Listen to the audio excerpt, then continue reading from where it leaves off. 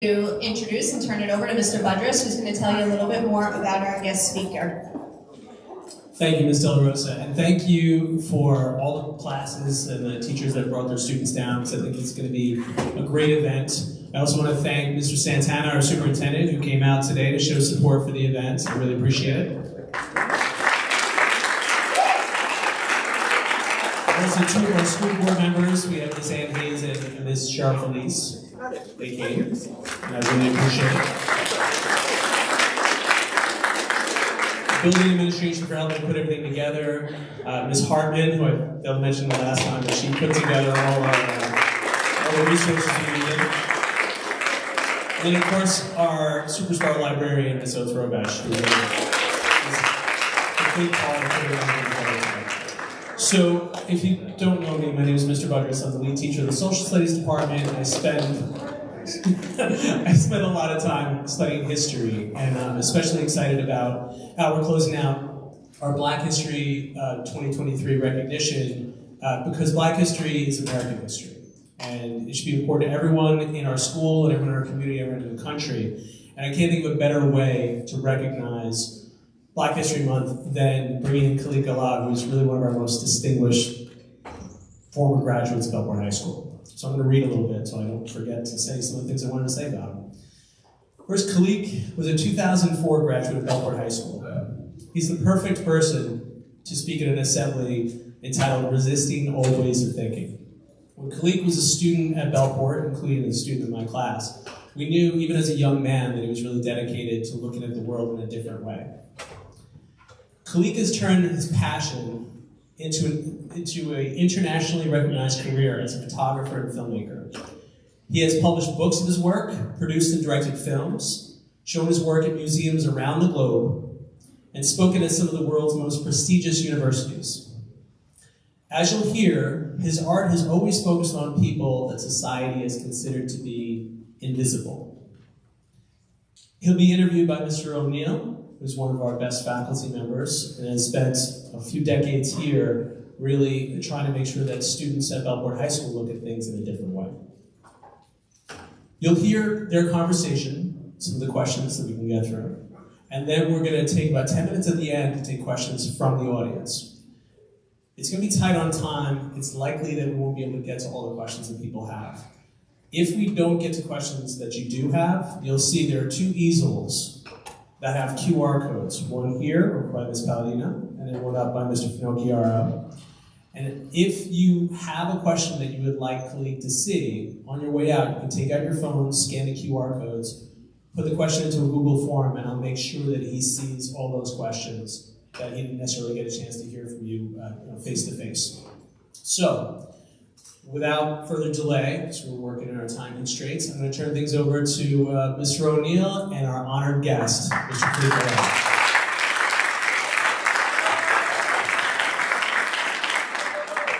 Yeah, let me just start off saying this is a very, very good honor for me. I've been knowing Khalik a long time. I never had him in class, but he's one of those kids that you see in the hallway and you know he's different. His gait, his walk, his character, what he wore. He walked around high school back in 04 with a chess set on his arm. He always carried books. He had an African garb about him as he walked through the halls. Never had him, but I wanted to go know who he was, so we got a relationship going. And I've seen him where you guys are now, and I've seen him at Lincoln Center with his work. So his work has really had him travel all over the world with his photography and several books that he wrote. So it's an honor for me to be here today with you.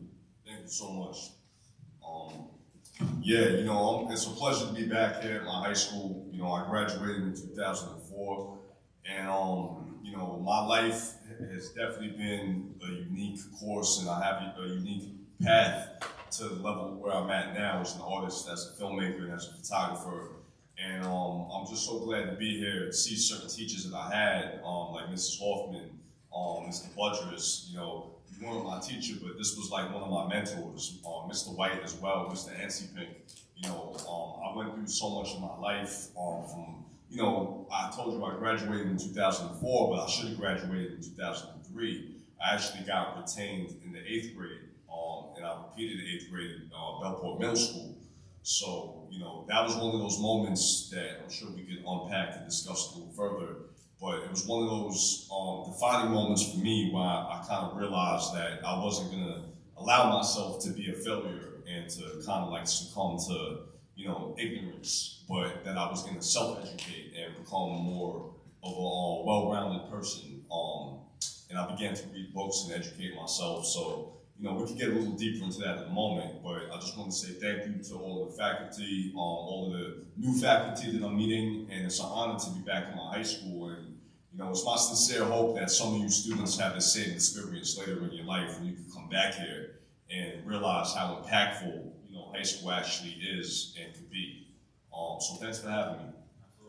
So as you can see around this room, we have a bunch of educators, we have superintendent, we have some board members, people of that nature.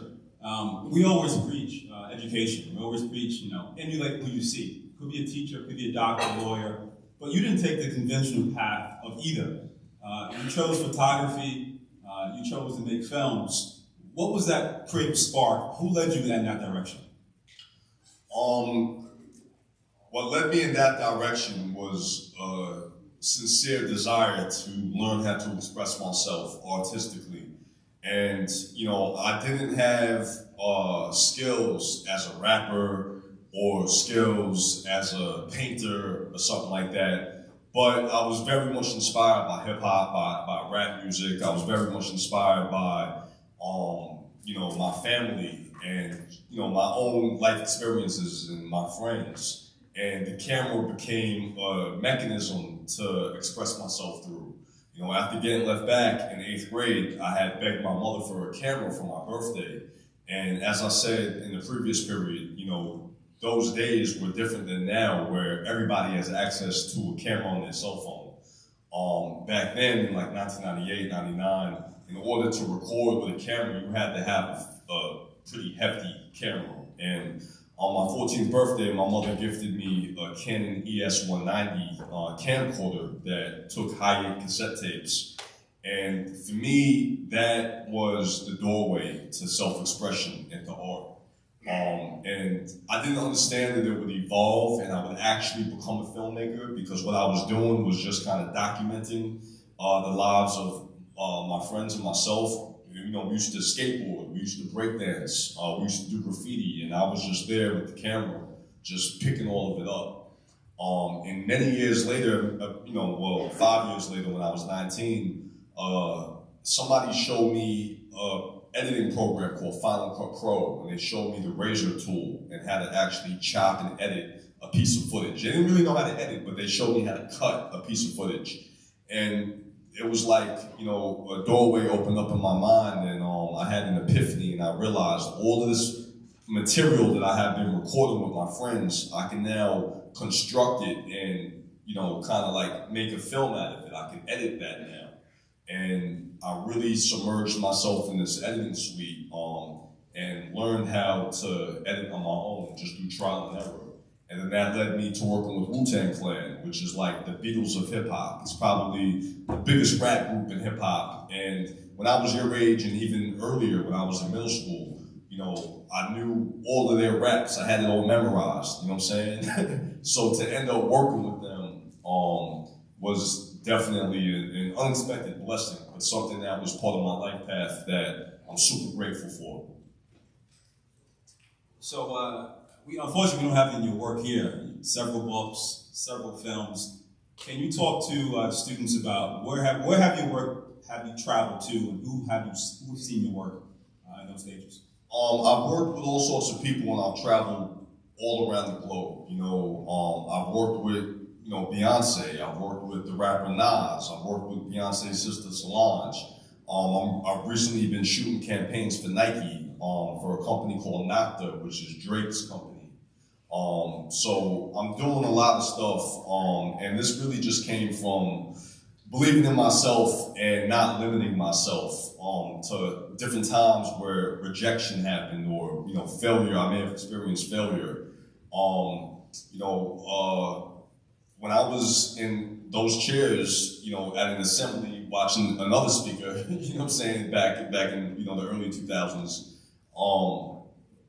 I never would expect that I would go to certain places, like Copenhagen. I've been all over Scandinavia exhibiting my work. I've been to, Finland and Switzerland.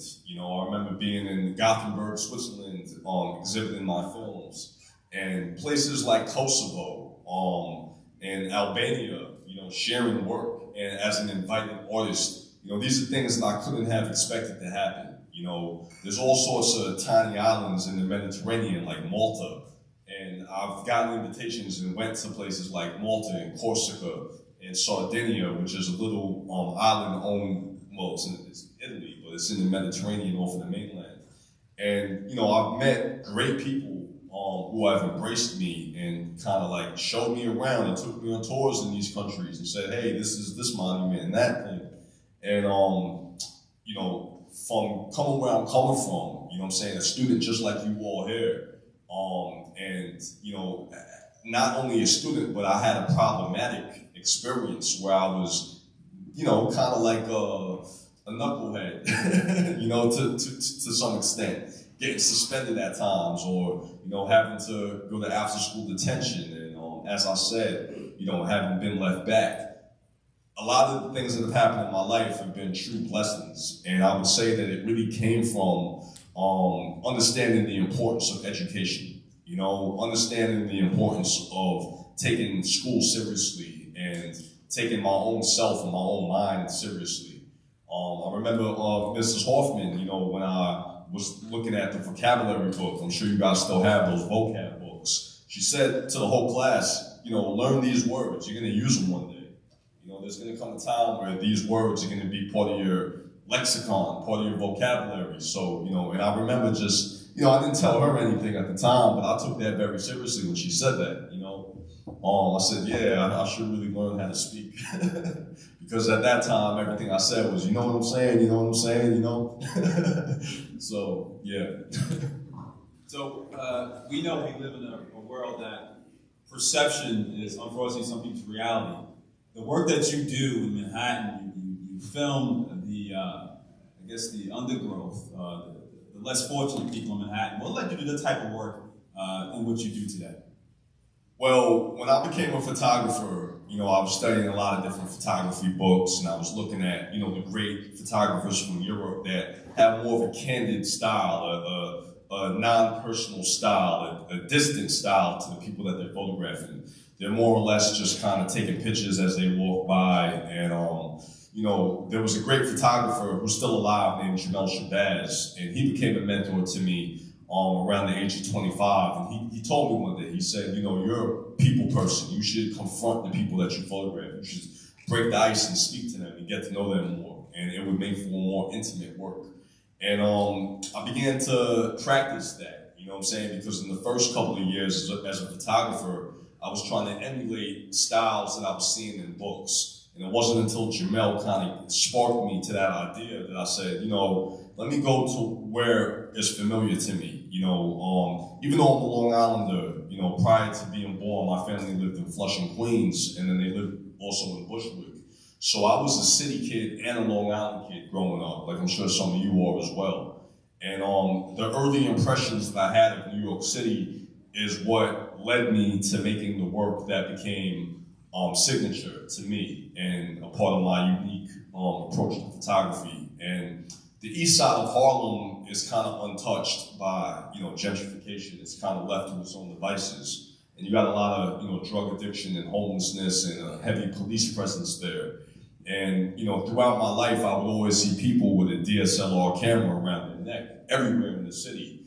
But this one intersection of 125th Street and Lexington Avenue in Harlem, I didn't see anybody else walking around with cameras there. Maybe because they were afraid or whatever. The only other camera I seen was the surveillance cameras, And I said, wow, this is like the last frontier. This is a unrepresented part of the city. And as somebody who was just coming up trying to create his own unique style in photography and tell stories that hadn't been told, I settled on that one corner. But not only that corner, it was that corner at nighttime specifically. So I was shooting at nighttime without a flash, shooting on 35mm film on the street corner that I didn't see anybody else photographing. And that's what led to my book, my first book being published, called Souls Against the Concrete. And it was actually published by University of Texas Press in Austin. And you know, the New York Times began to write about my work. And when my work started getting like written about, that's when my career exploded and took on a whole other form. If you can speak to students we have here today in terms of, you mentioned earlier that you had a rough start, but you were able to overcome it. Last session you had talked about talking to self. You can explain to the students about talking to self and how that inspires you to do great things. To that. Well, knowledge of self is, you know, the foundation of all of my success, kind of knowing who I am. And learning about myself came about through writing in a journal. You know, I want to express the importance of just what I call a by myself meeting. You know what I'm saying? It's having a meeting by myself. You know, just sitting down and having a meeting as far as thinking, what am I going to do? What is my ideas about life? You know, not what people are telling me or outside influences or my older brothers or maybe even, you know, certain things in school, but what is it that I want to do? You know, and kind of just like etching out a game plan. You know what I'm saying? Like kind of like, you know, when you watch football, they get into a huddle. Well, you also got to get into a huddle with yourself and just be you in that huddle and you kind of figure it out. Like, you know, this is what I want to do. This is what I'm interested in. I'm interested in art. Or I'm interested in music. I'm interested in dancing. I'm interested in becoming a doctor. I'm interested in whatever. You got to kind of figure that out for yourself and then begin to educate yourself around that, you know? And that's extremely important. For me, the catalyst that led me to even doing that was, you know, kind of like getting left back in school because, you know, that affected my self-esteem as a kid. You know what I'm saying? To see my peers move into the high school and here I am having to repeat 8th grade. It made me begin to mature in a different way and say, you know, I'm getting left back not because I'm, you know, a dummy or anything like that, but it's because I'm not applying myself. You know, I understood that I had potential, but I wasn't realizing that potential because I wasn't really taking myself that seriously. So my advice to all of you here is you don't have to have it figured out right now. You can take your time. You know, even Colonel Sanders didn't come up with KFC and the recipe for his Kentucky Fried Chicken until he was like 67 years old. You know what I'm saying? He was in his 60s when he came up with that. So obviously take your time. Don't take that long, but try to look inward and see what is important to you and how you can realize your dreams and realize your visions. And in the beginning, nobody else is really going to believe in it. You know what I'm saying? You could have people that encourage you, but you know, you have to be the one to take yourself seriously and to believe in your own ability to achieve your goals. And once you begin to do that, other people will be there to support you. At least that's the way it worked for me. Let's talk about family a little bit. You know, your family in Bellport is very, very prestigious, and you have a family that's did great things within the community. Their productivity and creativity, we can say, is off the charts. What makes your family so accomplished? As I said in the previous period, you know, the guiding light for my family has definitely been my mother. You know what I'm saying? I come from a Jamaican mother and an Iranian father, so I have both of those heritages. And both of my parents I've been blessed to have both of them, which is kind of rare nowadays, unfortunately. You know, my father instilled a lot within me and my brothers as well, but I would say in terms of education and self-belief and confidence building, that came from my mom. You know, so, you know, women are definitely to be honored and respected, and we got to understand the importance that the mother plays in, you know, raising a child. And after getting left back in school, like I told you, my self-esteem was hit. I felt as if I wasn't going to amount to anything. And it was my mother that pulled me to the side and told me, yo, you're going to be great. You just have to trust that you're going to be great and find things that you could excel at, you know. And when I told her, you know, that I wanted a camera, you know, on my 14th birthday, she's the one who got me that camera. And I realized how important that was for me because now I'm a filmmaker. You know, my films became part of the permanent collection at MoMA. You know, I've had film screenings at Lincoln Center. and all over the globe. But those places are important because as a kid, you know, we drove past those places, and I never thought that my work would be in a place like MoMA, you know, the Museum of Modern Art. You know, all over, so many different museums across the world, you know what I'm saying, own my work. And, you know, to create a lane for yourself is not easy to do. And I feel like I've done that. And to make a living off of it as well could be very difficult, you know. There's that phrase, starving artist, and that's something I never wanted to be either. So I put a lot of effort into also understanding the business that goes along with my art. But, you know, in terms of my family, my little brother Mateo, he's an author. You know, his book was a New York Times critic pick. And, you know, my other brothers are successful in their own right, you know.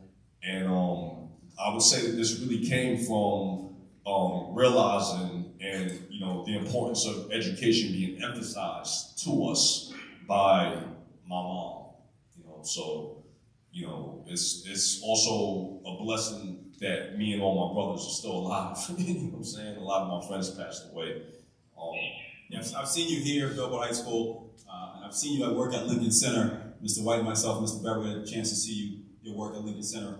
What are you doing currently, right now? Well, currently, still pursuing my own personal work, but I'm now doing more commercial work. I just came back from Miami. I did an ad with Drake for his company called Nocta, which is kind of like a division of Nike. It's only 2 years old, but it's Nike, but you know, it's Drake's personal company in Nike called Nocta, which is its own clothing line. And I've been part of building their own visual aesthetic and, you know, building out the branding to this company.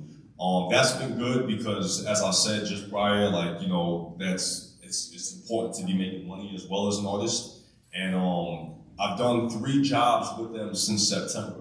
You know, they work with a lot of like new upcoming rappers in the drill hip hop, and you know, some of you guys may know like Didi Osama and, you know, some of these younger rappers, and they've been in the campaigns that I've been doing with Nike. Prior to that, I worked with Solange, Beyonce's sister. We did a short film together, and all the while I'm still in Harlem. I'm still, you know, in East 125th Street, documenting and shooting film. Both 35mm and medium format film. I use a lot of film cameras. And now I'm trying to get into the headspace of making my next film. You know, so I'm actually working on making a narrative film. I've made 3 documentaries which have been successful, and now I'm trying to step out of my comfort zone and write a fiction narrative film. So yeah, that's where I'm at currently. I think we're going to take these last 10 minutes to get some questions from the audience if we can. It just reminded me though, when your brother Mateo was a speaker for us, had to be virtually a couple of years ago. One of my favorite moments in it is where he said, there was a moment in his life where he decided to bet on himself. And that's when it really took off. And I hear that in your story so much too. So I think we're all better off that you had that moment where you decided to bet on yourself and just go for it. Does anybody have a question? If you do, raise your hand. And if you're on this side of the auditorium, I'm going to pass you the microphone to ask. And if you're on that side, Ms. Palladino will pass the microphone. So the first hand I see is right over here. I'll give you the mic and then just pass it back when you're done. Mic check, 1 2 1 2. So you say you was in Harlem, right? You say you know Didi Osama. Yup. What you in Sugar Hill? Sugar Hill, Didi Osama is from Sugar Hill, actually. You know, that's 145th Street and on the west side. Yep. Did you know Nadi? Nadi was his little brother that died, right? Yeah. I didn't know him. He died before we did the ad, but I knew a guy named E-Dot Baby who passed away shortly after. What about Sugar Hill Keem or Owa Kwan? Nah, I don't know them. I know E-Dot, you know, who was from that side as well. Yeah, R.P. Dot, R.P. Nadi, Fierce Ones. Yo, it's a small world. He knows the people that were in the ad. You know what I'm saying? No, it's a real thing because one of the guys who was in this ad that I did with Drake ended up passing away. You know what I'm I'm saying? And he was only 17 years old, and that was right after we shot this ad. So, yeah, man. No, I appreciate that comment. Raise your hand if you're. Oh, John, yeah. What would you say was like a good like breakthrough in like the beginning of your career that gained you like good recognition and able to like work with other artists and famous people? Well, one of the lessons and the breakthroughs that happened is when I was working at a nursing home. I worked at 2 different nursing homes, and working at the nursing homes kind of like helped me to build up my understanding and empathy to respect the elders, especially elderly people. But you know, the second nursing home I was at was Brookhaven Nursing Home, and I remember like I had decided to leave. It had been a year, and I had said, okay, I'm gonna move on with my life. I don't know what I'm gonna do, but I'm gonna move on. And I was friends with a rapper named GZA from Wu-Tang Clan. GZA is one of the founding members of Wu-Tang. And I told him, I said, yo, GZA, I quit my job today. I don't know what I'm gonna do. He said, yo, come on tour with me. Come on the road with me. And he took me on a domestic tour from here in New York all the way to LA in a tour bus. And, you know, we crossed America twice, you know, in that month. This was in 2008 in August. And, you know, it was an opportunity for me to see the world, well, to see America at least, you know, through the windows of a tour bus with my favorite rap group, you know what I'm saying, Wu-Tang Clan. So that was definitely a breakthrough for me because all we did was play chess and talk about, you know, metaphysics and spirituality, and, you know, it was an eye-opening, mind-opening experience for me. And I was 22 at the time, you know. Later on, I kind of left the umbrella of this famous rap group to go do my own thing because I didn't want to build my own name and my own kind of reputation off of their fame. You know, I didn't feel like that would have been like, you know, justice, you know what I'm saying? So I kind of like left under that, you know, umbrella and went off and kind of did my own thing, which was my work in Harlem. So yeah, that was definitely one of those moments, man, and I would say it was a blessing with somebody that was much more established than me, like gave me a helping hand to kind of develop my own craft. Question?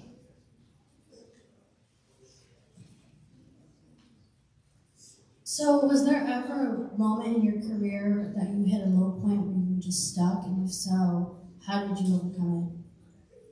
Yeah, well, low points happen. You know, I would say to expect them. You know, if you get to a high point, there's definitely going to be a low point. You know, it's just about what you do with it and not taking it too seriously and not defining yourself by that. I mean, you know, there were times that, you know, like, for example, I was invited to the Independent Spirit Awards, which is a big deal for a filmmaker, you know, and I thought that, you know, I was going to win the award, which was like a $25,000 cash prize, and I didn't get it. And I went there, I was, you know, like, oh, I'm definitely going to win this award. Why did they fly me here? Why did they make me come here? You know, and then I got there and I didn't get it. But those things happen. I mean, I've been in many film festivals. I've exhibited my films at hundreds of film festivals across the world. And I'm just actually coming from Dartmouth College, where I was sharing work to a group of students there as well.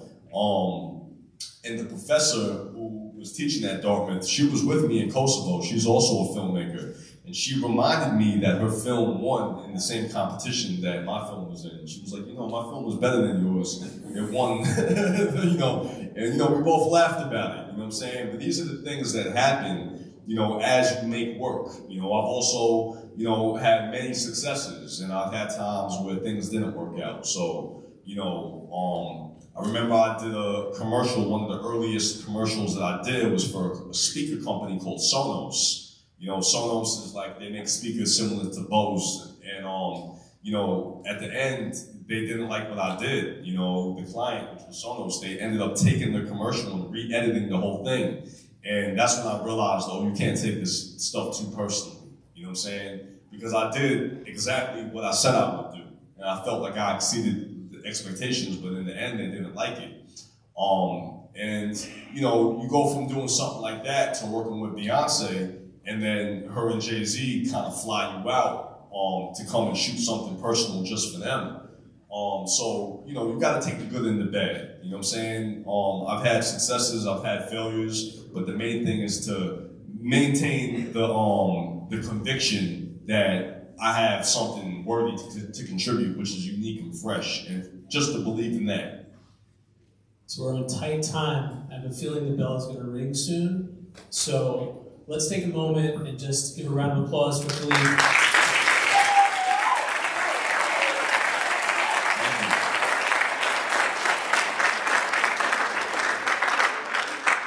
Might as well round out the time to take another question when we get the chance, but it's possible we could run to the bell.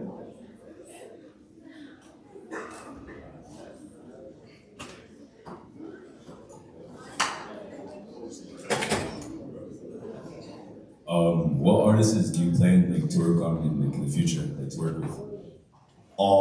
What artists do I plan to work with in the future? More people that are less famous, you know what I'm saying? I don't just, you know, try to work with people that are famous. I like to you know, work with up-and-coming artists, up-and-coming talent.